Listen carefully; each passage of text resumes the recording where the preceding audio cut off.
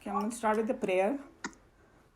Om Sahana Bhavatu Sahanau Bhunaktu Sahaviryam Karvavahai Tejasvinavadhitamastu Ma Vidvishavahai. Om Shanti Shanti Shanti Hari Om Shri Gurubhyo Namaha Hari Om. Okay, so we were reading the introduction, chapter 3. But just to make a little connection, that this is a chapter on Karma Yoga. Everybody knows that already. And we just finished chapter 2. Krishna Bhagwan introduced Karma Yoga in there, but he didn't go too much in detail. But he did say the very important stuff over there, and the verse over there is 47, verse 47, and there were 4 components to that verse. He said in there that our right is just to do the action, not on the results. And basically the reason he said that, because result is not in our hand. It comes from, from the higher up. Who knows, Prakriti bolo, Bhagwan bolo, whoever you want to say, Karma Phal Data, because they have to look at all the aspects and then give the result. That's why if we have no control, we shouldn't be concerned with the result. That was the whole idea. And never put your mind on one fixed results. Don't get attached to that. That was the third component of that verse 47. And then that does not mean that you not do any action at all. Because we have a tendency, this is too much trouble, let me just not do anything. He's saying, no, you cannot do that either. So that was what he said. And few other things he said that, yogastha kuru karmani, do your action steadfast in yoga. And then we also saw that what it means. And there were 5 components. Samatvam buddhi means equanimity or balance of mind. With that balance of mind you make rising above your likes and dislikes. Swadharma means what is my duty. Figure out what my duty is. Samarpan, dedicated to the higher cause. Ultimate is Bhagwan, but even anything higher helps us. That was the whole idea. So it's like surrender that we talk about. And then Asanga Buddhi was like unattached. So we have hashed out not being attached to the result, not to be attached to your karma, not being attached to, people around, everywhere, unattached. And then Prasada Buddhi, meaning whatever comes, the result, you accept it like you accept a prasad. So no whining about the result, and things like that. So this is what yoga, buddhi is, yogas thoke karo. Just kind of reminding a little bit. And then he talked about the characteristic of a man of wisdom in the last 18 verses of chapter 2, where he really glorified, that how one who does this yogas thoke jo karta hai apna karm, he reaches that final stage. And then he talked about samadhi and all that. So he really glorified the knowledge, because then the knowledge dawns upon us when we go this way. So then what happens is that, the history that Arjun in first chapter was very depressed and upset and he didn't want to fight. And then he said many, many different arguments. And then Krishna Bhagwan went on chapter 2 that, this is not right. But one of the words that our teacher used to use in Houston was, he had an identity crisis, Arjun. And we all have. I don't know if I ever discussed this whole thing from that angle. I don't remember in our class whether I did or not. So what is the identity crisis? You identify yourself with the body, with the country, with all things around you. Right. So you are identifying with something other than the Atman, basically. But you are the Atman. So that's identity crisis. And also at a worldly level, if we have an identity crisis, we have a problem. A businessman start thinking he's a politician start thinking he's a businessman, there's the identity crisis, right? I don't know what my duty is, that becomes identity crisis. So at every level, there is identity crisis can happen. And the moment that I don't know what I'm doing and who I am, then the problem starts. So Arjun came in. Is it somebody saying something? I'm sorry. I'm not sure. Okay, so if everybody could keep their thing and mute, and then when they're talking, just unmute quickly. That works the best. So Arjun came into the field. He came as a soldier. But very soon, he forgot.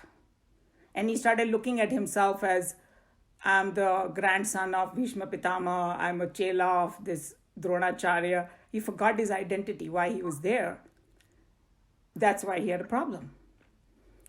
Because moment he thought as a soldier, he won't have the problem, because he came his duty was to fight, and the decision was taken by everybody together. It was not his decision by himself. So see how the identity crisis, and then the biggest identity crisis that all of us have is what Manju just said, that we forget who we are. We are that Atma, and we think that we are like this body, mind, intellect, and we identify with and this kind of identification, we get identified with our relatives, our things, our house, whatever it is, it starts from the body, mind, intellect, actually. So that's where he gave him the highest knowledge, and he said, you don't need to grieve, you don't need to be so depressed, because we are eternal. And he gave him the entire, kind of knowledge of who we are. But obviously Arjun was so upset and dejected that he heard it, but not everything sunk into him. And in his mind, he still had that feeling, I don't want to fight. कैसे मैं निकलूं, अभी उसका वो भाव गया नहीं है कि मैं कैसे निकलूं वहाँ से. So what he's trying to do is, और वो जानबूझ के नहीं कर रहा है, we have the same issue. So one of the things that happens is that when we are listening to the knowledge, we project our own likes and dislikes, our mental issues that we have, we project on it. And we don't get that pure knowledge where somebody's trying to give you, what the guru is trying to give you, but your own things come in it. And then you say, yeah, but this, and then you're kind of trying to find your own justification. And that's what Arjun is at that stage right now. He's not totally convinced, but he's also very respectful of Krishna Bhagwan.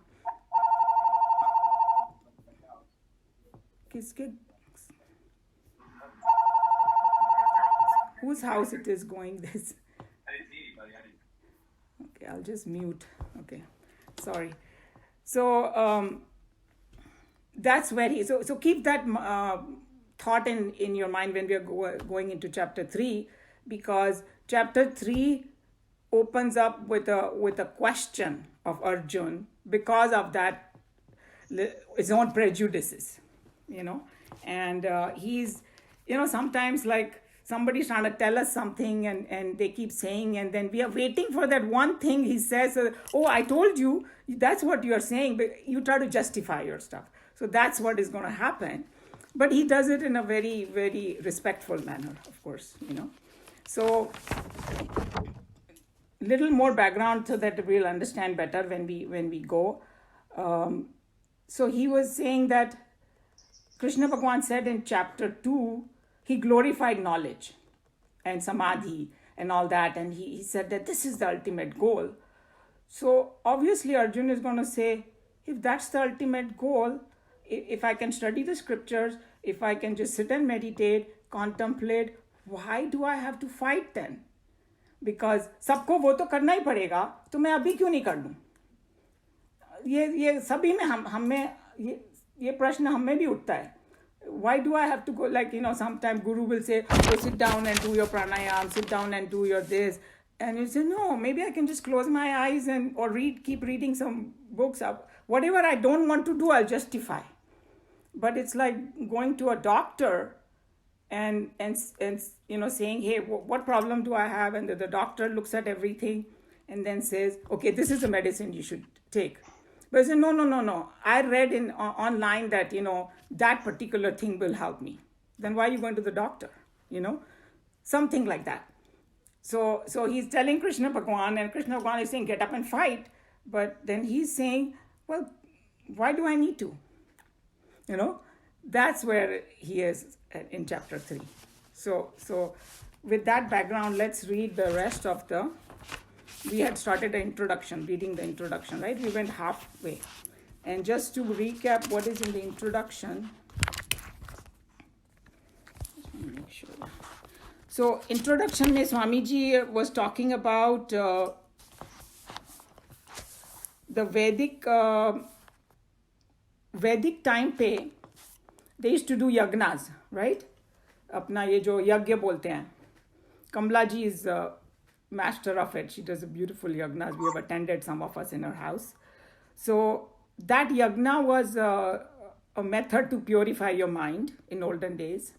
जहाँ जो झगड़े वगड़े थोड़े कम होते थे. So now Krishna Bhagwan is going to say, Swamiji is going to explain that what does Geeta do? Because not everybody can sit and do yagnas. We have to do everyday work. So then what does Geeta say about that? That, how do you purify your mind if I'm not able to do those yagnas, Okay. I think Neeluji, you want to read from, do you know where we are? It's in my book, it says page 3. The Geeta was written. That's right. The last paragraph of page 3. It's different in my book, but if you have marked it, you will know, right? The Geeta was written. Yeah, that's right. Everybody, give everybody like 30 seconds to maybe go, whoever has a book.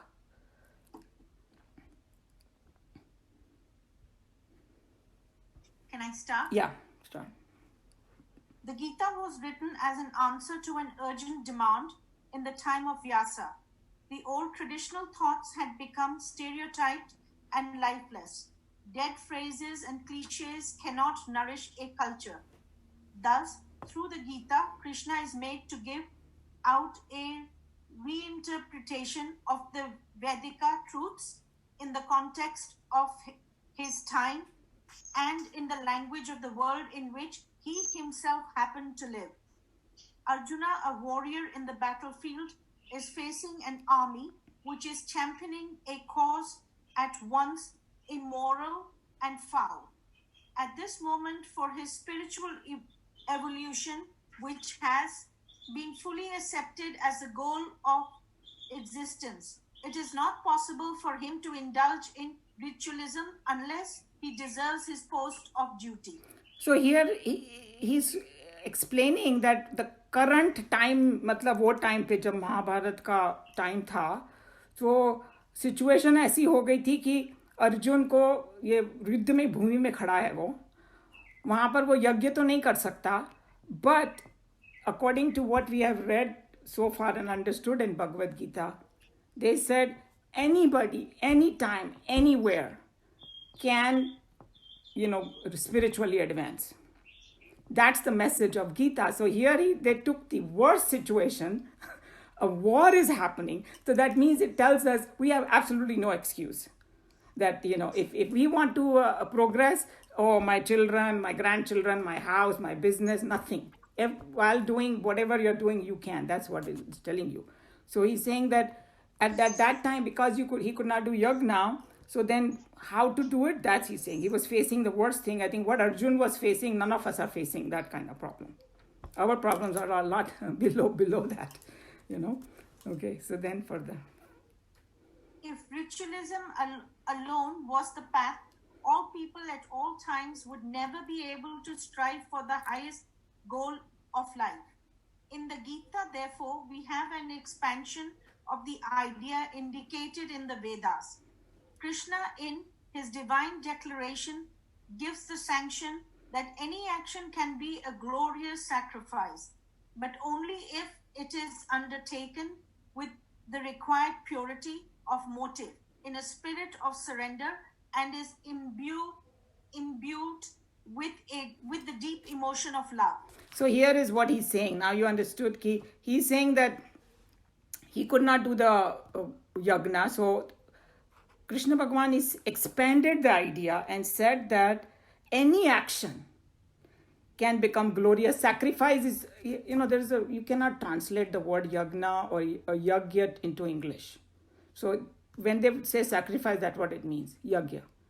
So basically, I'm going to say yagna because that's how they say it in the mission. So any action can become a yagna if it has a purity of motive, spirit of surrender, and a deep love. Any action is yagna. That's what he's saying. Apart from the glory of the Gita as a book of original contribution, inaugurating a development upon the Vedika techniques, this chapter with its opening query from Arjuna vividly pictures his psychological confusion. We have noticed the psychosis into which Arjuna had sunk. Defining a patient of psychosis, modern psychology says the psychotic person loses his contact with reality. He may live in a dream world, perhaps unaware of his identity or surroundings, or he may be unable to control his behavior. He may have fantastic ideas, delusions. He may misinterpret what he sees or hears, illusions. He may see, hear, feel, taste, or smell things that are not there, hallucinations. See how scientifically he said. So delusion is something that happens inside my mind. When I have wrong ideas, and sometimes, like our teacher used to say, two people are talking in a party and I'm looking at them as I know they're talking bad about me. That's called delusion. मैं अपने दिमाग में कुछ उल्टा सीधा सोच रही हूँ किसी के बारे में. And illusion is outside you misinterpret. Like दिन को रात और रात को दिन, कुछ भी हो सकता है. Outside you see something outside and actually it's not there. That's illusion. So that's something I cook up in my own mind is delusion. Outside you see is illusion. And then hallucination, he already said that, like those schizophrenic people get hallucination. You see and smell and things. When the condition gets really bad, you start hallucinating.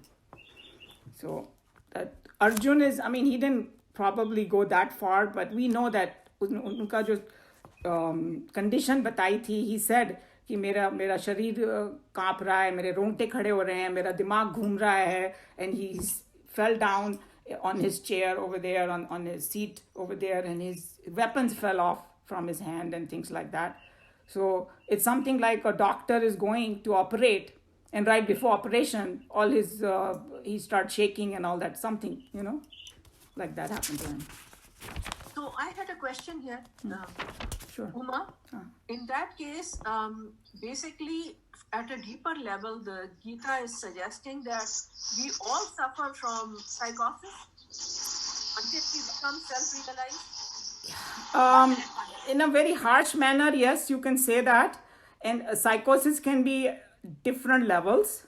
But Swami Chinmayananda called Arjun's condition as Arjun disease. And he said all of us have it. Sometime or the other in our life, we get confused. We don't know what to do. धर्म संकट बोलते हैं जिसको, ये करूँ या वो करूँ, दोनों पाथ में मुझे बेनिफिट भी दिखाई दे रहा है, प्रॉब्लम भी दिखाई दे रही है. तो वो कंडीशन है. Swamiji uses sometimes very strong words, so don't take him literally. But Arjun disease हम सबको है. Because और ये identification problem भी हमको सबको है. Because unless you become self-realized, we still are in that delusion and illusion to a certain extent. From that perspective, all of us are true. Yeah. Yes. Thank you. Mm-hmm. Shall I continue? Yes, please. Even though the patient, Arjun, a victim of his own delusions, illusions, and hallucinations, had completely surrendered to the divine wisdom of his friend, Lord Krishna, the words of his charioteer were not fully appreciated by him all at once.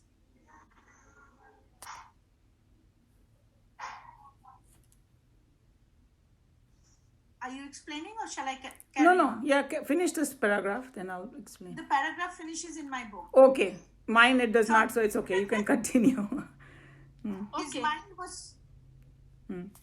Go ahead. His mind was so overwhelmed by sorrow that he could not decide upon the right line of action. He had at first resolved not to fight the mean, Fratricido. It's like the between the brothers. That's it. Yeah. Fraternity se why word. Okay. Yeah.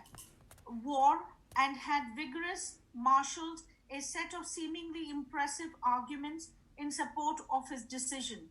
Therefore, Arjuna is still and naturally too partial to his own decision.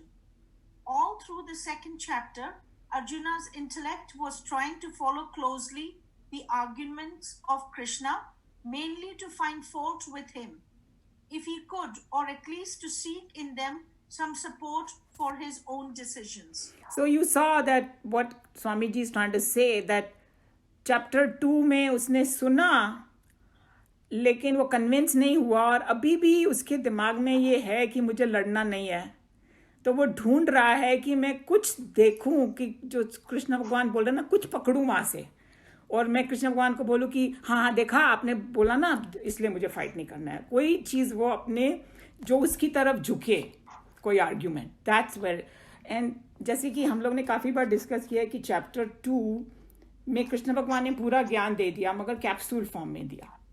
So capsule form में दिया मतलब कि बहुत precise and थोड़ा थोड़ा दिया, तो वो सब पूरा उतरा नहीं उसके दिमाग में और इसीलिए 16 चैप्टर और चले. और ये जो क्या बोलते हैं स्टाइल है ना, ये उपनिषद का स्टाइल है. सबसे बड़ा ज्ञान पहले ही दे दिया जाता है. And I think we have discussed कि अगर कोई स्टूडेंट बहुत होशियार हो और एकदम उसको समझ में आएगा, प्योरिटी ऑफ माइंड ऑलरेडी हो उसका, तो उसको आ जाएगा समझ में, then he doesn't need to worry about the 16 chapter. But Arjun was, and we are not in that position. So that's why he's opening up more and more and more. That's where we are. Krishna's argument seemed to be preoccupied intellect of his friend, equivocal and vague. To Arjuna, in his consummate prejudice against everything that came as a challenge of his own decisions, Krishna's discourse was not clear. At one place, the Lord indicated that karma was inferior to buddhi. But towards the end of the same discourse, there was vehement support for the path of renunciation. So he's just telling how he was like explaining him everything. So somewhere Arjun thought buddhi means over here wisdom. Okay? That highest wisdom that we have, because remember I told you in Vedanta they use the same word but it depends on the context, so we have to take the correct context in the verse. So here buddhi means that highest wisdom, so highest wisdom is much superior than karma. Okay, and then there was a vehement support of path of renunciation, because he said no कि जब उन्होंने बताया कि लक्षण of realized master or sthita pragna, he said that how he's not attached to anything. He doesn't even care about his bodily stuff. Remember we discussed in detail those sadhu, they completely surrender to Bhagwan and they say कि even my everyday thing ऊपर से कुछ आएगा.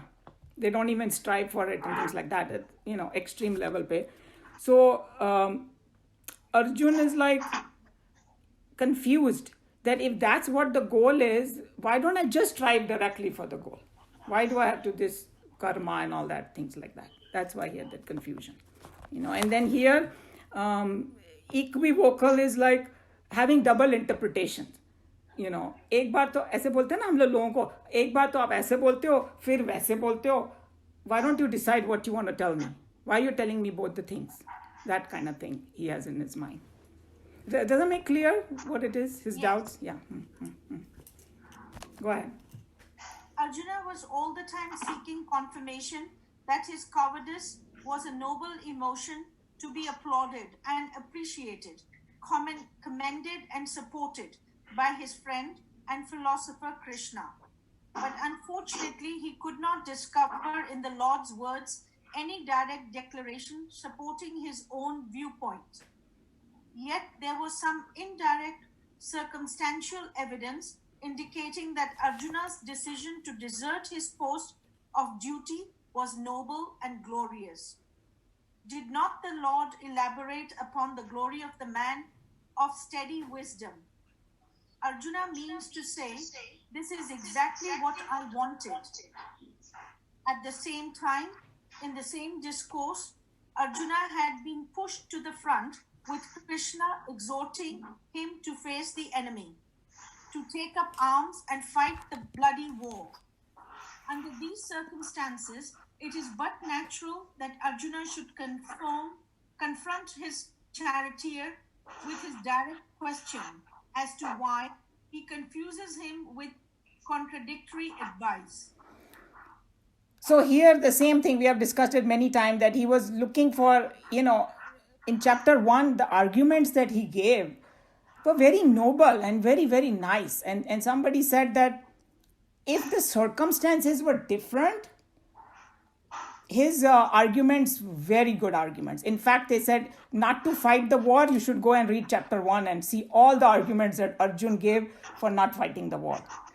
So this is, I think I have to do one thing. Some noise is coming from somewhere. Okay, so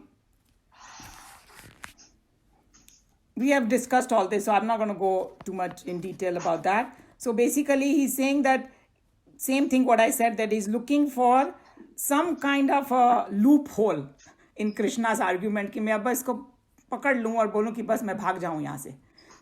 That's what he's saying. So with that we can go to chapter 3, first verse.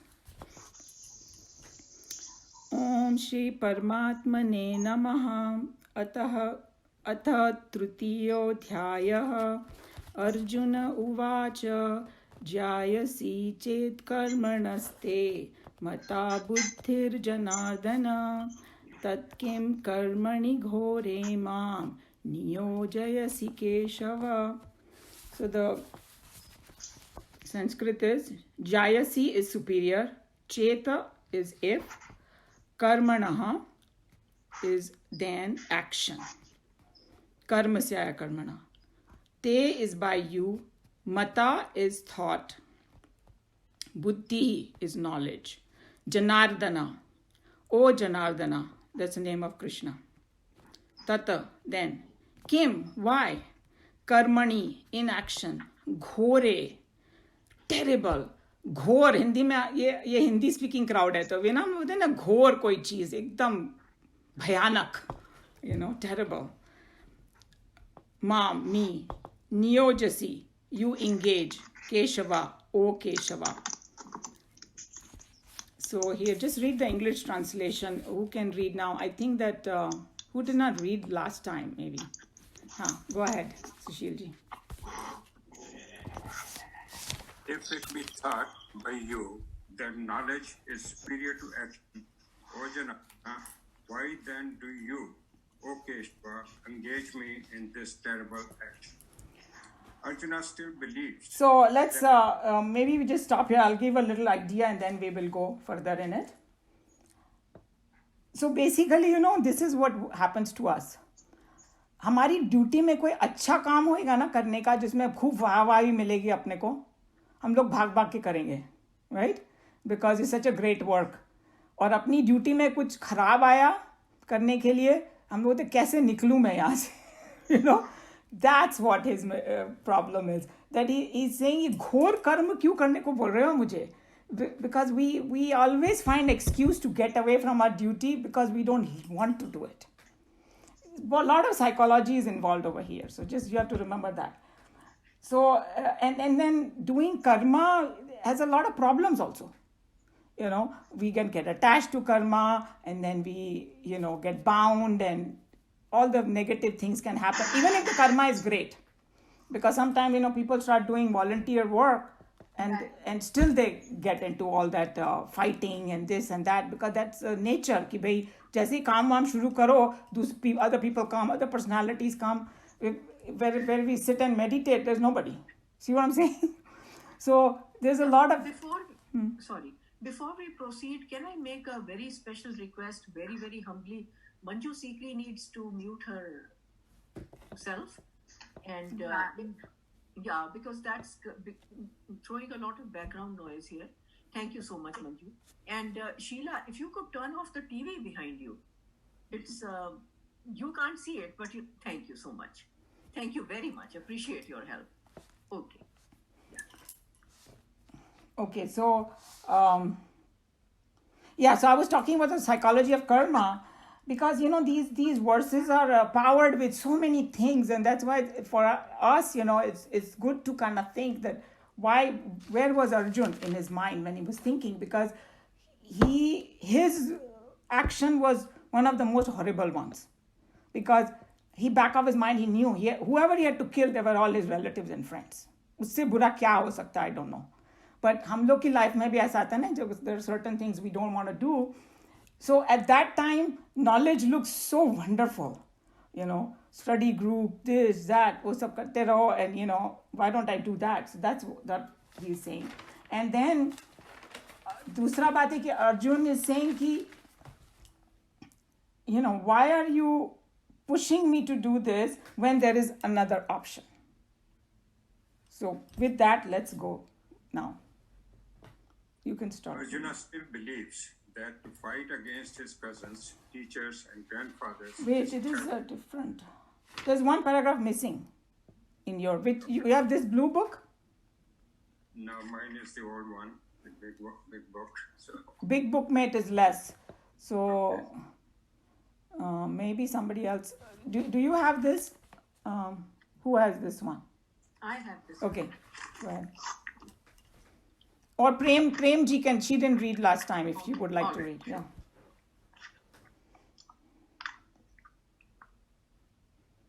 No, we cannot hear you, Prem ji. 1 second. You have to unmute. Unmute. Yeah. Now. Can you hear me now? Yes. Okay. Thank you. In this stanza, Arjuna is twice addressing Krishna by more than one familiar and friendly name. This is a technique that we generally follow in life when we want to court an extra friendliness in one who can oblige us with a certain blessing, which are not very sure to get from him without a protest.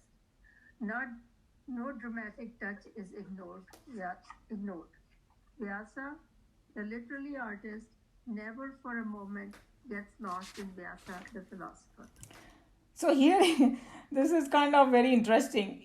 कि usually सारे versus में वो एक ही संबोधन है, यहाँ पर 2 संबोधन है, जनार्दन और केशवा. किसी से काम निकलवाना होता है ना, तो we use this tactic, so that's what Arjun is saying कि किसी तरह करके मैं थोड़ा बटर अप करूँ और कृष्ण भगवान मुझे कह दें बस कि चला जाए यहाँ से. I'll be so happy. That's what it is. And here Swamiji made a comment. Vyasa, the literary artist, never for a moment get lost. Means he's so artistic in his. There's so much psychology. It's like amazing that how he presented this whole thing. Arjuna still believes that to fight against his cousin, teachers, and grandfather is terrible, ghora action. Ghor. Everybody knows the word ghor, right? Ghor action. He seems to have forgotten and not to have understood at all Krishna's words in the last chapter.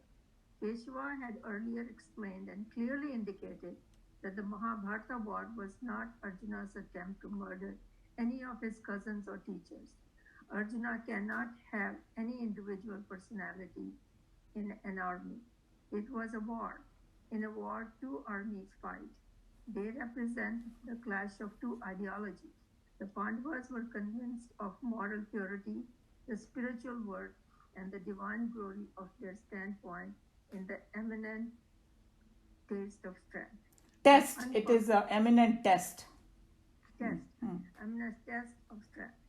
But unfortunately, Arjuna could not sink his egoism and see himself totally identified with the army, championing the cause of the good, to the degree that he could not identify himself with the cause, to the extent he nourished a self-centered, egotistic vanity, and therefore his moral puritanism is in fighting the war.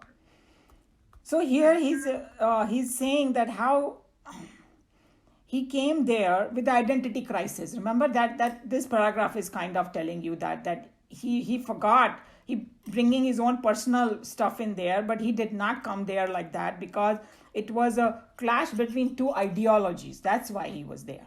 And then we have got so much in detail that war was necessary. When you read the whole Mahabharata, you understand, because a lot of time people say, oh, why didn't Krishna avoid the war and things like that. It was unavoidable. That's why it is. So he's there to fight, but then he started bringing his personal stuff. That was his problem. And so far, he has not understood everything Krishna Bhagavan told him.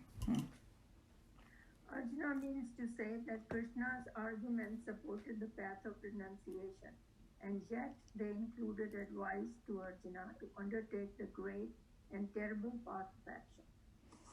So now we discussed that basically Krishna was glorifying the path of renunciation, but it's like one of those things that Joe always talks about, akarma mode mein kaam karo. उन्होंने थोड़ा hint दे दिया वहाँ पे, लेकिन अभी खुल के बताया नहीं है, so he did not understand that. That's why he's saying that. And we already, terrible path of action because it was a war. So, any question on this particular thing? Verse? Question, comment, anything? Okay. So, जब अर्जुन ने ये बोला ना, तो कृष्ण भगवान ने कोई जवाब नहीं दिया तुरंत. ओके, सपोर्ट नहीं मिला उसको. तो अब वो सोचता है कि मैं थोड़ा खुल के बताऊं कृष्ण भगवान को कि मैं क्या प्रॉब्लम है. So in the next verse basically he is gonna say that आपने जो मुझे बोला ना, उसमें आपने एकदम क्लियर कट नहीं बोला. कभी तो आप ये बोलते हो कि भाई कर्म करो और उठो. He told him, no, उत्तिष्ठ and fight. Get up and fight. Get up and fight. You're telling me to go fight, and then you say on the other hand that, meditation and all this is the best. So with your speech, as though you are confusing me. उसने directly नहीं बोला कृष्ण भगवान को कि आप मुझे confuse कर रहे हो. हम लोग की टेंडेंसी ऐसी होती है ना, सीधा इल्ज़ाम लगाते हुए. He said, मैं कंफ्यूज हो रहा हूँ, एज दो मैं कंफ्यूज हो रहा हूँ. एक ईवर वर्ड उसमें डाला गया.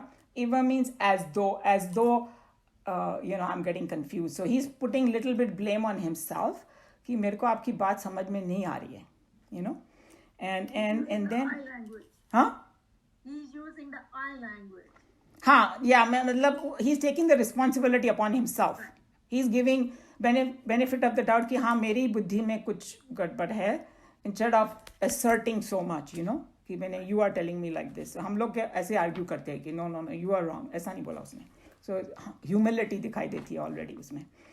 And then because he's confused, वो कृष्ण भगवान को बोलता है मुझे आप ना निश्चित रूप से बताइए एक ही बात. और हम लोग भी ऐसा करते हैं ना कि हम लोग को why don't you tell me just one thing that I should do? Don't tell me this and that and 10 different arguments. What is the bottom line? Right? That's how we talk in this. That's what he's asking for, the bottom line. And then one of the Swamis said that how he's a soldier. Soldier की mentality है एकदम मेरे को order दो बस ऐसा करो. And then you cannot be politician type. हाँ जी करेंगे देखेंगे, मन किया तो shoot करो, नहीं किया तो वापस आ जाओ. None of that he's saying. Because he was a soldier, he wants one answer. So he tells Krishna Bhagavan, tell me firmly one thing, And then another most important thing over here is he tells him, tell me what is really good for me. He's not saying what is going to make me happy or, good. यहाँ पर वो एक word है श्रेय. I don't know if everybody has heard this two patch Shreyas and Preyas. I know that Meena ji has heard it. If other people have heard the two paths of Shreyas and Preyas. Path of good and path of pleasant. So path of pleasant is which gives you a immediate gratification. And I think in the Western world, we are masters of that. Everybody wants instant, everything, instant pot, instant this. So when we go for instant gratification, don't think it through everything. शुरू में तो बहुत अच्छा लगता है, बाद में problem होती है. Whereas the path of Shreyas is, there are a couple of components to it. It is related to a spiritual path. And then we have discussed that so much in detail in chapter 2, that from the worldly perspective, things may not look good, but your internal journey is different. So the internal journey is Shreyas. That, that is going to lead me to a spiritual path and ultimately to the self-realization, taking that path. So even though he wants to run away, Arjun, but in his heart, he has that nobility to ask Krishna, tell me what is Shreyas for me. And Shreyas also means not good just for me, but for everybody. So वो जो उसका जो एक थोड़ा ego बीच में आ गया था, उसका जो पर्सनल आ गया था, वो थोड़ा ढीला पड़ रहा है. सो श्रेयस जब होता है ना, जो मेरे लिए श्रेयस है वो बताओ, तो उसमें there are two components. One is a spiritual component, and obviously anything that is spiritual is going to be good for everybody. So he's not looking for, tell me just, what मेरे को worldly sense में मिल जाएगा कुछ. No, he wants something higher. So that's why he tells that to Krishna Bhagwan, please do tell me what is Shreyas for me. So with that background, we can read now. Sanskrit I have to do. Vyamishrena is perplexing. So the word is Mishra. Everybody understand Hindi. Mishra. So आपकी speech में ना mixture है. कभी इधर जाते हो, कभी उधर जाते हो. That's Vyamishrena. Perplexing is the English word. Eva is as it were. I told you that word Eva means as though I'm understanding like that. Vakyana is the speech. Buddhim, understanding. Mohayasi is confused. I'm confused. Eva is as it were again. Me, my. Tata is that. Ekam is one. Vada, please tell me. Nishchit, nishchitya. We know this word. Nishchit roop se bataiye mujhe. For certain. Yena, by which. Shreya. We went in detail. The good or the highest. Aham is I. Apnuyam is may contain. And no, wait a minute. I didn't chant this verse, right?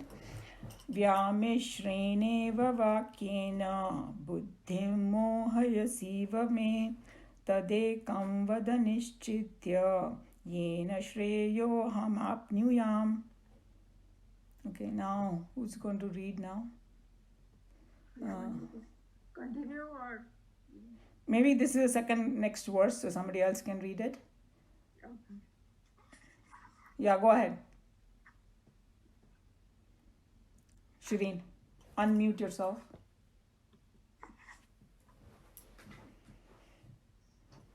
With this apparently perplexing speech, you confuse, as it were, my understanding. Therefore, tell me that one way by which I for certain may attain the highest. So now you understood, because I already went through, because once I explain, then you will understand what this meaning is here. So with apparently perplexing speech, apparently, you confuse, as it were, my understanding, Therefore, tell me one thing that is for certain may give me the highest. Okay. Suffering from his own disease. Okay, I have the same problem over here. Sorry, Shireen. One paragraph is missing in yours too. Okay, all right. Yeah. Maybe, go ahead. Meeraji. The Pandav hero is confessing that he has been confused with the wealth of detail contained in the previous discourse.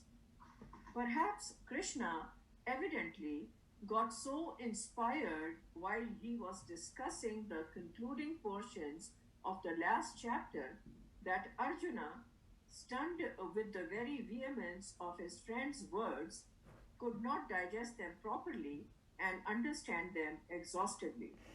So I was just going to say, just paragraph by paragraph, I'll just go a little bit so that some people don't have the book. That's why I guess this is a good way to do it. So then, he's saying that there was so much packed in that chapter 2. So much was there. So even though he was listening, and then when Krishna भगवान saw, शुरू में वो कितना depress हो गया था, right? उसके सब कुछ गिर गया था उसके हाथ से और कांप रहा था वगैरह वगैरह. अब वो थोड़ा सा कंपोज्ड हो गया है, सुन रहा है उनकी बातें. तो स्वामी जी से कृष्ण भगवान को भी जोश आ गया, हाँ सुन रहा है ये मेरी बात. उन्होंने धड़ाधड़ सब बोल दिया उसको. So Krishna Bhagwan got too much inspired and told him the whole thing, hoping that he will get it. So that's what happened. And then obviously that it was like too much at once came at Arjun, so he could not digest everything. That's what is happening. And same thing happened to us, And I remember in the early part of when we were just doing the Mandukya Upanishad in our own class, how much arguments we used to have about karma yoga versus bhakti yoga versus gnana yoga, which one is better, this one is better, ye wo. Same confusion he's having. It's a natural thing. That's why Arjun represent us, Suffering from his own delusions as he was, Arjuna, intellectually an average man, had not in himself that amount of subtle philosophical acumen to discriminate between the subtle arguments and grasp for himself whether the path of action or the way of knowledge was the direct approach to the infinite.